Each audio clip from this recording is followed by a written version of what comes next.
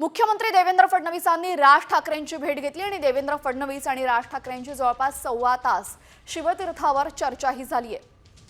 मुख्यमंत्री झाल्यानंतर देवेंद्र फडणवीसांनी पहिल्यांदाच राज ठाकरेंची भेट घेतली आहे, तेव्हा या दोघांच्या भेटीमध्ये नक्की काय चर्चा झाली आहे याचीच सर्वांना उत्सुकता आहे। काहीच दिवसांआधी मनसेच्या पदाधिकाऱ्यांच्या मेळाव्यामध्ये राज ठाकरेंनी ईव्हीएमवर आक्षेप घेतला होता। भाजपा नेत्यांनी सुद्धा त्याला जोरदार प्रत्युत्तर दिलं होतं।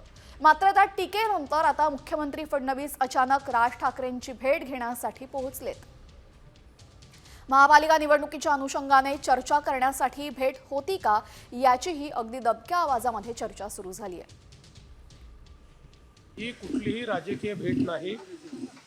मी मुख्यमंत्री झाल्यानंतर राज ठाकरेजींचा मला अभिनंदनाचा फोन आला। त्यावेळेस मी त्यांना सांगितलं होतं मी घरी येईन। त्याप्रमाणे मी आज घरी गेलो होतो। ब्रेकफास्ट त्यांच्या घरी मी केला, गप्पा मारल्या आणि मग या कार्यक्रमाच्या ठिकाणी आलो।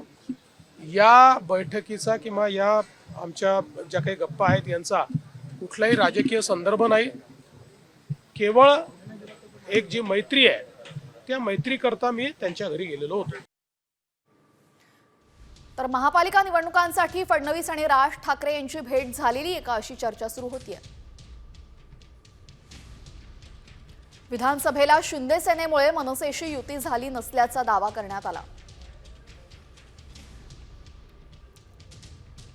मनसे शिंदेचे उमेदवार एकमेकांसमोर उभे ठाकल्यानं विधानसभेत नुकसान झालं।